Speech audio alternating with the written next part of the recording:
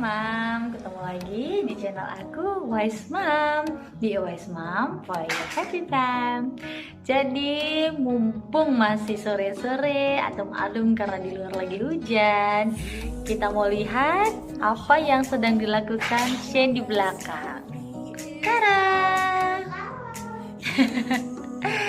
Dia lagi mainan, Mam. Nah, mumpung rumah lagi berantakan karena mainan, lihat ya. Tuh. Kita bahas aja tentang mainan sekalian, ya nggak?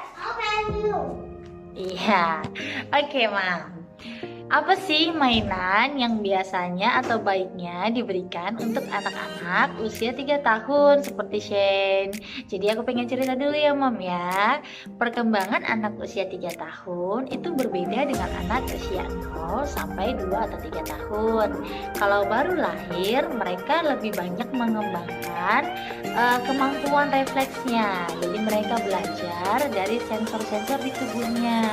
Jadi mereka melihat, mereka pegang, mereka dengar dari panca indera, lalu mereka melakukan gerakan-gerakan tubuh. Makanya sering banget ya kita dengar tentang istilah sensori motor. Jadi pada saat 0 sampai 2 tahun, memang perkembangan mereka sangat berkembang pesat kalau distimulasi sensornya atau indera-indera pada tubuhnya.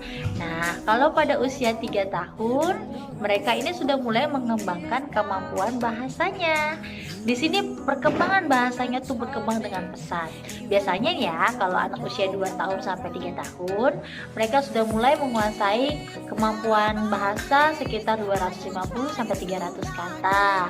Nah, untuk itu kita perlu berikan stimulus, Mam. Stimulusnya apa? Dengan permainan supaya anak gak terasa stres disuruh belajar, masih umur 2 tahun udah diajarin baca-baca. Kita ajak dengan main aja. Permainan apa sih yang baik buat mereka?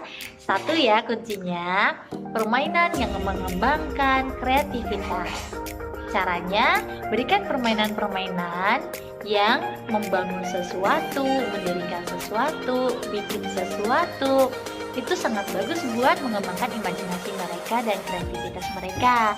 Karena usia sekarang, umur 3 tahun sampai 5 tahun itu, mereka lagi masa-masanya ingin tahu. Masa-masanya sangat penasaran dengan apa yang terjadi akibatnya. Jadi sebab dan akibatnya mereka sangat ingin tahu. Makanya eksperimen-eksperimen itu sangat bagus buat mereka, Mam. Cuman kalau kayak mama-mama kayak kita yang gak ngerti tentang sains, ya kasihkan aja tentang permainan-permainan yang seperti ini nih contohnya ya, Mam ya. Aku tunjukin ya. Ini, Mam, contohnya. Sini Shin, cerita dulu Shin. Kalau kamu dikasih mainan ini biasanya bikin apa, Nak? Oke, terus apa lagi? Oke. Pemikiran logisnya mulai jalan nih. Apa? Oh, apa itu? Jadi makan kamu dimulai gini, ambil belenya, bisa diuntung-untung, lucu. Iya. Apa contohnya? Kita bisa berikan mainan puzzle. Shin, tolong dong ambilin puzzle Muna. Satu aja. Buat mama tunjukin. Puzzle kayu ya. Puzzle kayu itu buat biar lebih awet sih sebenarnya. Tapi untuk tujuannya puzzle itu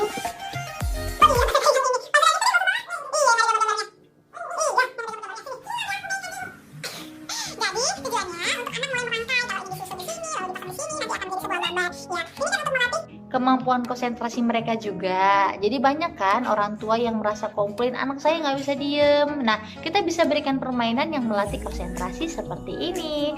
Lalu ada lagi permainan yang disukai oleh anak-anak perempuan, tapi yang laki-laki juga boleh sih. Boneka. Selain boneka, bisa juga sih mainan yang lain. Misalnya mereka langsung memerankan profesi-profesi. Dan gelembung sabun itu buat motorik mulut juga bagus ya, Mom ya. Jadi kemampuan bahasa itu bisa dilatih dengan cara bermain peran.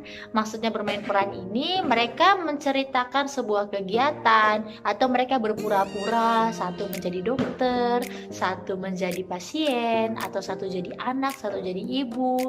Jadi dia bisa belajar pura-pura suapin boneka-bonekanya. Jadi kegiatan-kegiatan yang melatih Main masa-masa.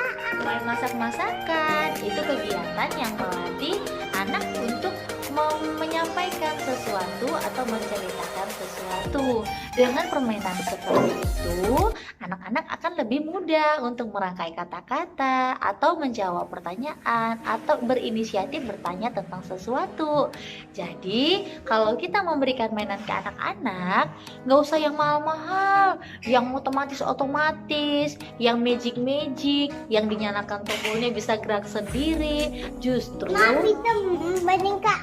ya, permainan seperti itu membuat anak pasif karena lebih satu arah. Mainannya sudah gerak sendiri, nyala-nyala sendiri. Terus apa yang anak lakukan? Duduk, memperhatikan, lalu bengong. Kalau begitu bukan stimulasi. Sebentar ya. Bukan. Dah, nih. Ya. Bukan memberikan stimulasi namanya, tapi justru membuat anak tidak berinisiatif untuk melakukan sesuatu.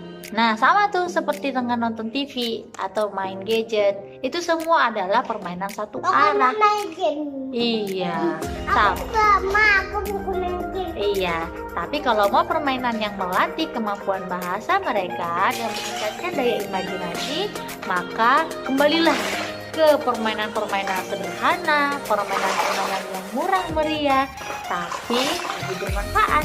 Oke, Mam? Selamat bermain dengan anak-anak. Bye.